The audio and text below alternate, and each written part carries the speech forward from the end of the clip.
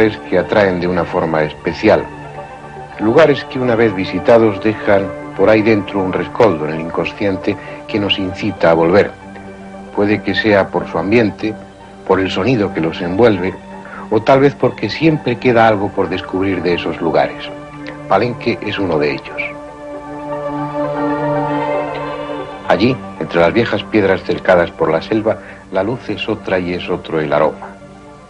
No resulta difícil sentir la misma emoción que hace 1500 años sentían los sacerdotes astrónomos cuando cada atardecer contemplaban desde lo alto de la torre cómo el sol era devorado por el monstruo de la tierra.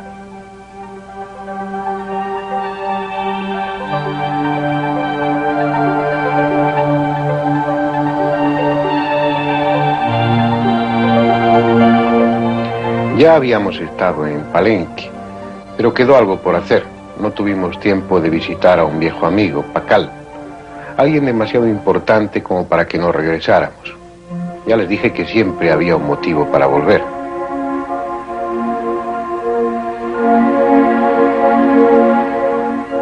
Tal vez sea esta la construcción más importante de Palenque, una pirámide de gradas llamada el Templo de las Inscripciones. Es un nombre adecuado, porque a los dos lados de la entrada central de la segunda sala del templo, en la pared del fondo, hay 620 inscripciones o glifos que están esculpidos en la piedra. Únicamente en Copán existen unas inscripciones agrupadas más extensas.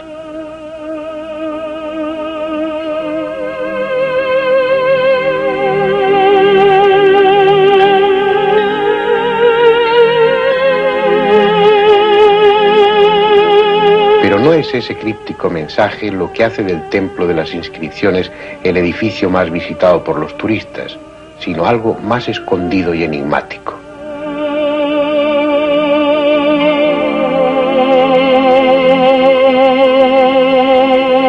Un día del año 1949, Alberto Ruz, director entonces de las excavaciones en este yacimiento arqueológico, descubrió aquí, en el suelo del vestíbulo, que una de las losas tenía 12 manchas circulares dispuestas simétricamente. Dedujo que podía tratarse de tacos de piedra que tapaban orificios practicados en la losa.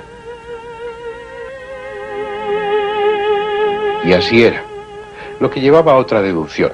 Probablemente esos agujeros habían servido para pasar por ellos sogas con las que levantar la losa. Y eso era tanto como decir que bajo esa losa había otra sala o un pasadizo descendente. Los tacos de piedra fueron retirados con cuidado y la losa levantada. Y allí, confirmando las esperanzas del arqueólogo, unos escalones señalaban un camino hacia la profundidad de la pirámide. La escalera estaba tapada por escombro y Alberto Ruz no terminó de despejarla hasta un par de años después. Cada escalón que iba quedando al descubierto significaba un paso más en dirección al hallazgo de algo que cada vez se intuía más importante. Por fin, en mayo de 1952, pudieron caminar por un corto corredor que terminaba en un muro de piedra. Despejado ese obstáculo, penetraron en una cámara que a la luz de las linternas mostró un aspecto bien distinto al que ahora tiene. Del techo colgaban estalactitas producidas por siglos de filtraciones y en el suelo yacían 6 esqueletos teñidos de color rojo, los restos de 6 adolescentes sacrificados, 5 varones y una hembra, que por su deformación craneana y las incrustaciones en los dientes habían pertenecido a la nobleza maya. ¿Por qué ese sacrificio? Tal vez la respuesta estaba tras una losa vertical de forma triangular que había en una pared al fondo de la cámara.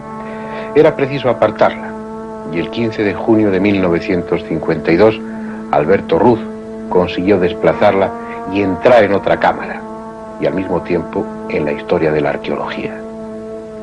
Se trataba de una sala rectangular de unos 9 metros de larga por 4 de ancha, con el techo terminado en bóveda a casi 7 metros de altura. 9 personajes pintados sobre el estuco de la pared montaban guardia desde hacía 1300 años, protegiendo el sueño de alguien que descansaba bajo una losa labrada de 5 toneladas. Una tumba. Hasta ese momento los arqueólogos habían afirmado rotundamente que, a diferencia de las egipcias, las pirámides mexicanas no tenían dentro tumbas. Se habían equivocado. El templo de las inscripciones de Palenque sí tenía una tumba. Y la pesada losa que la cubría parecía ofrecer en sus bajorrelieves un retrato del personaje que estaba debajo. Un hombre en insólita postura, rodeado de extraños y abigarrados símbolos. Un hombre que, curiosamente, daba la impresión de estar pilotando una pequeña nave, un vehículo que recuerda a los cohetes espaciales. Parece una idea absurda, y tal vez lo sea, pero son varios los detalles que contribuyen a esa impresión, además de su postura. Las manos parecen estar manejando delicadamente unos controles. La cabeza descansa en un soporte, como corresponde a alguien que ha de sufrir grandes aceleraciones. Las piernas y los pies tienen una actitud dinámica, como si participaran en el control de la nave. El rostro está decididamente orientado a lo que sería la proa del vehículo, con la mirada atenta. Incluso junto a su nariz hay algo que recuerda a un micrófono o un aparato para respirar. Delante del hombre no faltan lo que parecen piezas mecánicas idealizadas y tubos articulados. Incluso la proa misma de la supuesta nave está rematada por el quetzal, el ave solar, símbolo de lo cósmico. Además, tras el hipotético astronauta, formando parte de su asiento, un mascarón que algunos identifican con el mascarón solar, es decir, energía, fuerza, que por si fuera poco, parece dejar escapar un chorro de llamas como correspondería a un cohete.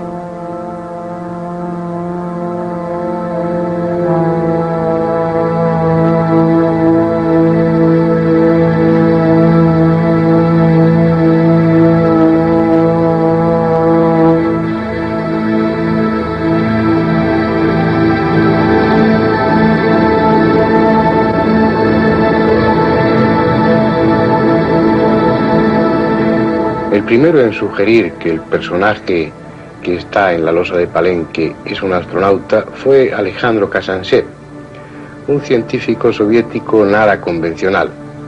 Fue también él quien sugirió que la explosión que se produjo en la taiga siberiana en 1908 no se debió a un meteorito, sino nada menos que a una nave extraterrestre que se estrelló. Y también fue él quien argumentó que lo que destruyó Sodoma y Gomorra fue una explosión atómica. Fantástica si se quiere, lo cierto es que tales hipótesis han encontrado una excelente acogida por parte del gran público. No niego la presencia de una avanzada tecnología en algún momento de nuestro pasado más o menos remoto, pero sí creo que, habiendo explicaciones menos fantásticas que justifiquen los hechos, se debe recurrir a ellas y dejar a los visitantes extraterrestres a un lado. Y eso es lo que sucede con el mal llamado astronauta de Palenque. Puede ser explicado desde una perspectiva bastante más razonable, recurriendo a ese lenguaje universal que las culturas antiguas conocían también, la simbología. Vamos a ello, si a ustedes les parece bien. Comencemos por el propio templo de las inscripciones. Está construido sobre una pirámide de 9 terrazas, lo que representa los 9 mundos infernales en la religión de los viejos mayas. El templo mismo tiene como característica esencial la de sus 5 puertas, lo que está simbolizando el mundo terrenal. Entre los mayas, el 5 se identificaba con la tierra y con el glifo Tun, que es la estilización del monstruo de la tierra. Así pues, el templo es la tierra de los vivos, que se apoya sobre el inframundo.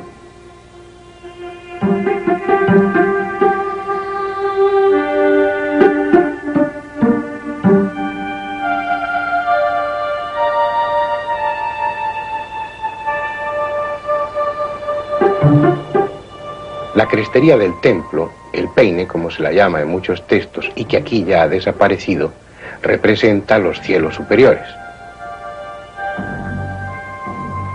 De esta manera, pirámide, templo y crestería no serían sino una representación del árbol de la vida según la concepción maya. La copa, que equivale a la crestería, estaría representando los cielos superiores. El tronco, que en este caso es el templo, sería el mundo terrenal de los vivos, y las raíces, representadas aquí por las 9 terrazas de la pirámide, serían el mundo infernal. El árbol está en función del camino que recorre el sol por el día en la bóveda celeste y el que recorre por la noche, tras ser tragado por el monstruo de la tierra en el horizonte. Muerte, descenso a los mundos inferiores y renacimiento para ascender a las regiones celestes. El mismo principio que está presente en cualquier otra religión, asociado, claro está, al sol, que muere cada atardecer para renacer cada madrugada. Pero sigamos con la interpretación simbólica. En la tumba había también algo llamativo. Estaba pintada de rojo. ¿Por qué? Porque los mayas identificaban al este, al lugar del nacimiento del sol, con el color rojo. La tumba no es un lugar de muerte, sino de espera hasta el momento de nacer a la vida espiritual y ascender a las regiones superiores como hace el sol. Ese nacer después de morir está expresado en la losa. Pacal, que tal es el nombre del rey enterrado, al menos según las inscripciones, está sentado, apoyado o surge de una figura que no es el mascarón del sol, sino el monstruo de la tierra que devora al sol cada atardecer. Yendo más allá en la interpretación, podemos fijarnos en este signo, que se parece al que empleamos para expresar el tanto por ciento y que entre los mayas era el símbolo de la muerte. Y esto otro es un caracol marino, símbolo de la fertilidad. Y entre ambos, lo que parece un brote vegetal, probablemente de maíz. En ese compendio de simbología que es la losa de Palenque, la tierra desempeña la misma función que en cualquier otra cosmogonía: acoger la muerte y generar la vida. En la muerte está la semilla de la vida, y en el hombre esa semilla que ha de fructificar es el espíritu, el alma, que después de permanecer dentro de la tierra nace a una nueva vida, igual que cualquier planta. Para los mayas, la planta que mejor se ajustaba a ese ciclo de muerte, tierra, nacimiento es el maíz, su principal alimento. Por eso el maíz aparece asociado con frecuencia al simbolismo muerte-resurrección. Luego lo veremos más claramente. Pero ahora sigamos con el supuesto astronauta y su supuesta nave.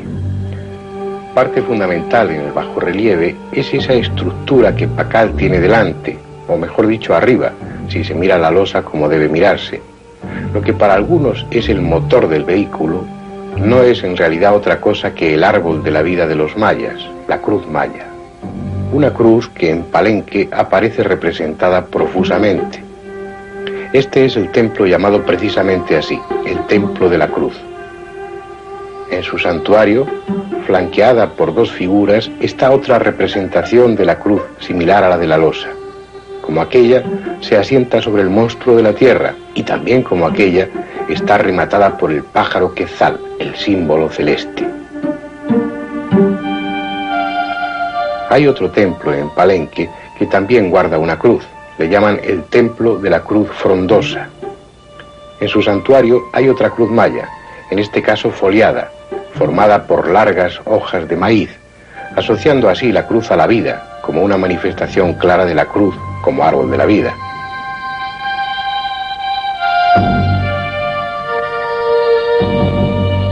Y no deja de ser sorprendente que la cruz signifique lo mismo en todas las religiones y viejas culturas: muerte y resurrección.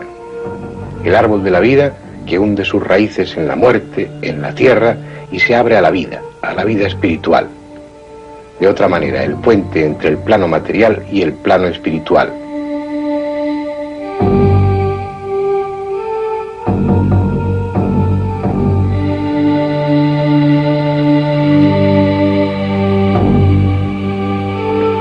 Con los 4 brazos iguales es un símbolo solar, el equivalente a los 4 puntos cardinales definidos por el sol. Con el brazo inferior más largo, el árbol de la vida, y el hombre mismo, sustentándose en lo material y proyectándose hacia lo espiritual.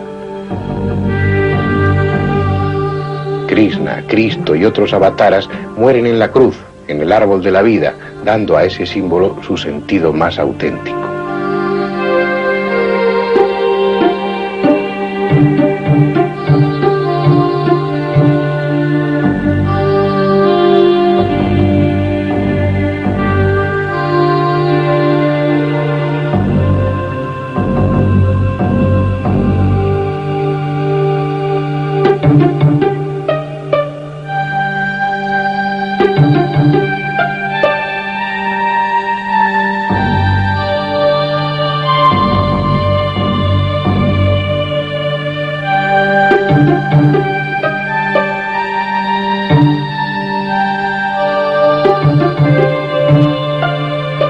Así pues, la losa de Palenque está escrita con el más universal de los lenguajes, el simbolismo, y con un contenido trascendente, puesto que se trata de una tumba.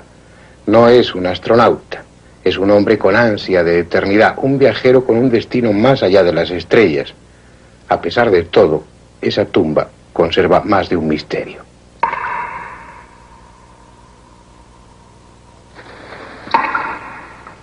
El principal de ellos es el personaje mismo que yacía bajo la losa. Supuestamente un rey de Palenque llamado Pacal, palabra que en maya significa escudo. Cuando abrieron la tumba se encontraron un esqueleto en muy mal estado. En torno a su cráneo estaban los restos de una diadema de jade y unas ostentosas orejeras. Lo que había sido su rostro estaba cubierto por una máscara de jade ya deshecha con pupilas de obsidiana. Llevaba también un pectoral, collares de jade, un brazalete en cada muñeca y anillos de jade en cada dedo de las manos. Había además algunas pequeñas piezas de jade propias de un ajuar funerario. Todo parecía aparentemente normal. Sin embargo, había algunos detalles que no encajaban como debieran. Uno de ellos, la edad. Según las inscripciones, el personaje nació en el 603 y reinó del 615 al 683, es decir, murió a la edad de 80 años. En cambio, el estudio anatómico forense del esqueleto determinó que éste pertenecía a un hombre de 40 a 45 años.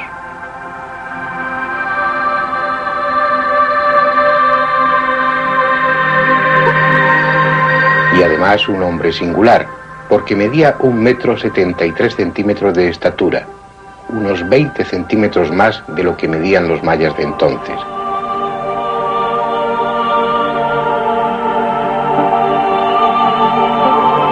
Su cráneo, destrozado por el paso del tiempo, no mostraba signos de deformación, no sufrió ese aplastamiento ante lo posterior propio de la nobleza maya, tampoco tenía las deformaciones e incrustaciones dentarias a las que se sometían los personajes de la aristocracia.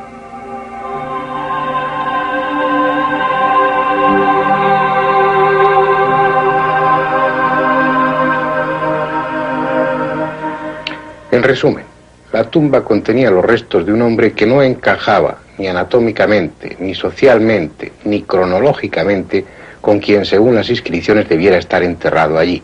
Probablemente ni siquiera era maya. Por el contrario, los 6 esqueletos que se encontraron en la antecámara pertenecían de formación craneana e incrustaciones dentarias incluidas a 6 adolescentes de la nobleza maya, dándose la circunstancia además de que esos esqueletos estaban mejor conservados que el de la tumba, como si éste hubiera muerto antes y llevara más tiempo enterrado.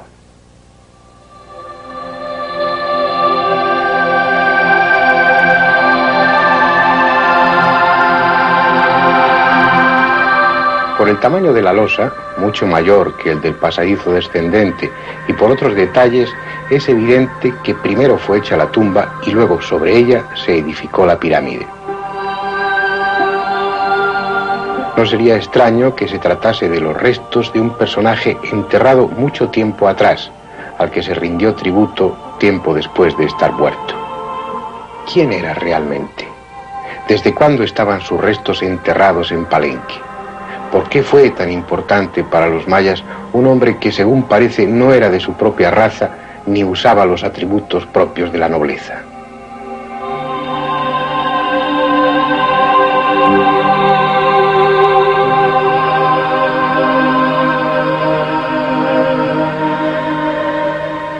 No lo sé, y creo que nadie tendrá ya la respuesta. Tal vez uno de esos míticos dioses maestros del pasado, venidos nadie sabe de dónde, quizá de las estrellas, como aseguran algunos. ¿Quién sabe?